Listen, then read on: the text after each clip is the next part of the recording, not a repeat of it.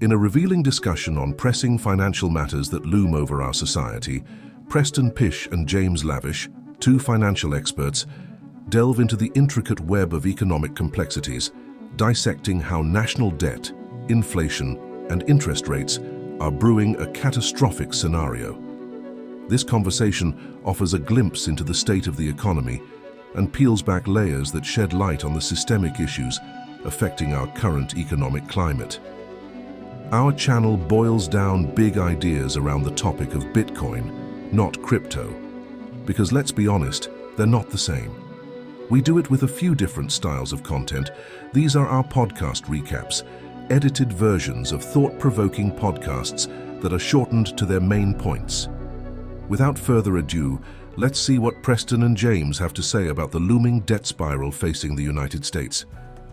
The bottom line is it's like you're a single parent, you're trying to keep up. You know, you've got your mandatory expenses. Okay. So you've got your mortgage, your car payment, you know, the food for your kids. All right. And so you've got to gas for the car, you've got to make these payments. And if you don't, then you're kind of screwed because you either lose your job, you lose your house, right? You're not keeping up because of inflation. So what do? You take out a credit card and you start, charging things to credit card. Well, of course, you're not keeping up because you're in a negative, earnings position. So now you fill up that credit card. And then the interest payments on that credit card are so high that you start paying the interest payments on that credit card with another credit card and paying on your mandatory expenses. And it goes into a spiral where you just can't get out of. You literally go bankrupt. But the problem is as your credit gets worse, the interest on the credit cards that you're offered is higher. So it makes it even worse. It just compounds it. You get to the position where people won't lend you money and they're going to charge you a higher interest rate for it. And that's what's going to happen to the US debt when we get to a point where people realize, God, this is not stopping. They're going to have to issue so much debt that I want a higher interest payment for this. I'm not going to lend them money at, 3% for 30 years. I want 5, 6, 7%. The government wants to confuse you on that. They say prices are going down. No, they're not. The rate of rise is going down, but it's still rising. It's not just some random Bitcoiner and some guy from Cincinnati talking about this debt spiral anymore. It's everybody on Wall Street. It's like very credible people talking about what James highlighted a year ago, that the math isn't working anymore.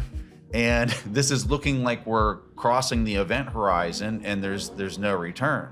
This is the real problem. Yeah, so that's what the government really owes. So it's got $195 trillion of unfunded liability. The promises. So this is accounting for the promises of Social Security and Medicare, Medicaid, and all that. It's about $6 trillion a year. And this is the promise, is where we're headed because of all of this. The M2 is compounding at like 7 to 8%, right? So it's at 10 years, you're going to double. That's a 10-year double rate, right? If you think about it, in 2032, we'll be at 66 or $70 trillion of debt. You have to look at GDP against it, because if GDP is just as high, then it's fine, right? Well, it's not going to be, because GDP is not growing at this rate. It's growing at a slower rate, much slower rate than debt now. And, the problem is you're not going to be able to cover this with earnings without what? You absolutely must have a high rate of perpetual inflation, which is not 2%. So what will they have to do? They'll have to create money.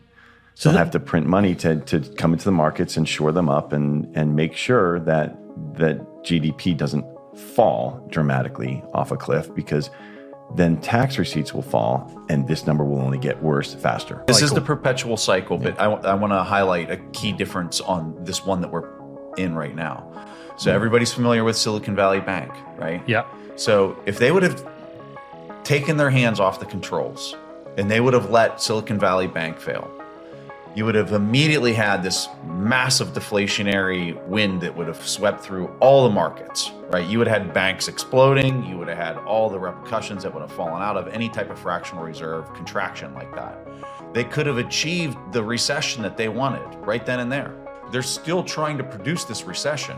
They just didn't want that recession.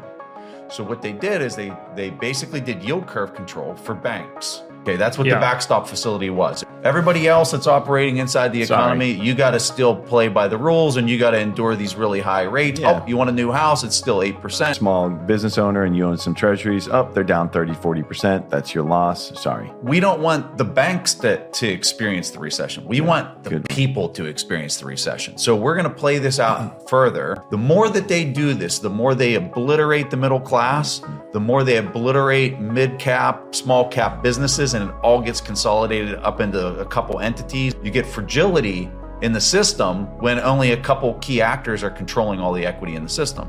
Is that we're going to start seeing the impact of these rate raises on smaller companies that need to borrow, that have revolving facilities, which means that the rates are higher and it's more expensive. The credit is tightening. They can't get credit.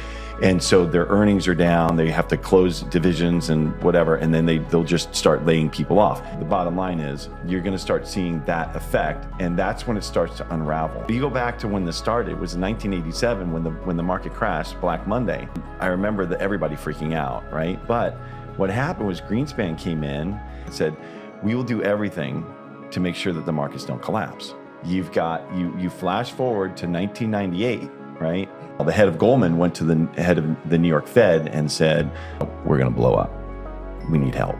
And so they assembled a room full of heads of the banks, and they basically engineered a bailout for Goldman. And then you flash forward to 2008, and it was a full-on rescue the entire, banking industry. And it's been that way ever since. The whole point of this is it's only compounded since, because the market has learned that certain players have learned that they're big enough, they can be irresponsible with their debt loads and there's the sheer amount of credit they have, and they'll be bailed out. And so that's what the market has learned. And so the rational market would say, short everything. The real market, the insiders, say, no, we'll get bailed out. Well, here's the really crazy part. So everything we've talked about, this is the best G7 currency. This is the best one. A lot of countries around the world that can't issue debt in their own currency because it's devaluing so rapidly, they'll issue it in dollars. But that means they need dollars to pay interest on those. Well, they have to sell their dollar-denominated assets, which are what? U.S. Treasuries. The Fed is trying to sell Treasuries. The Fed's going to try to sell trillions of dollars. Everybody's a seller. Right. I think this is, so taking this to Bitcoin, right? I think that scenario with them opening swap lines, pushing more dollars outside the US and into this euro dollar market is actually extremely advantageous for Bitcoin. People that are using dollars as a form of payment, like I'm going to hold it for 3 days and I'm paying some bill that I've got to pay, whatever, that's fine. I'm looking at Bitcoin as a savings technology that will eventually migrate towards a payment technology as we merge this legacy world with where we're going. It's just math. It's just math. The system is broken. The system it's not fixable. It's not repairable. You have to have a new system. But you have to look at the incentives in the system, and that's what's got to change. This is not going away. Neither party can fix this. Yeah. And neither party cares to. They just want to get reelected. And everybody's been turned into a good little debt slave inside this country. Nobody can retain any type of savings. It's just borrow more, get back to work on your second or third job. It's only getting worse because rates are going higher. We're going to have somewhere around 42% to 44% of treasuries are going to mature in the next 18 months. So all of those treasuries that are maturing, the payments on those next 18 months, our interest payments are going up, which makes the debt grow, which just creates a larger deficit, which creates the need for more debt, which creates the need for more borrowing at higher rates, which creates more debt, we're going to have perpetual high inflation. They're not going to admit to it. They're going to say, no, inflation's 3%. And we're going to start hearing that we've tackled inflation. Inflation's really going to be running at 4, 5, 6, 7%. And they're going to say it's around 3%. But they'll say 3 to 4% that's good enough, because they think that all they care about is getting away with it. So if you hear 2% inflation, you're like, it's just 2%. If you hear 4% inflation, you're like, 4%. If you hear 5, 6, 7%, you're like, hold on a second. You're going to take 7% of my money. And so what are they doing? All they're trying to do is create more GDP, gross domestic product, in dollar terms, which are nominal dollars. And even though the dollars are worth less, we're gonna create more of it in order to pay down the debt from before. So how do you prepare for that? How do you prepare for inflation? Bitcoin, the best to me is Bitcoin. Yeah, I would agree. These insights reveal the stark realities of the economic landscape, painting a distressing picture of perpetual debt cycles, surging inflation, and the unsettling trajectory of interest rates. Pysh and Lavish emphasize the critical need for a new system and outline potential solutions. With perpetually high inflation looming ahead, Bitcoin emerges as a potent and resilient tool for navigating these uncertain financial waters. Thanks for joining us for this recap from the What Bitcoin Did podcast. We hope you enjoyed it, and we'd like to point you to a playlist of others over here. If you enjoyed yourself, please like this video and subscribe to our channel for more videos like this every week.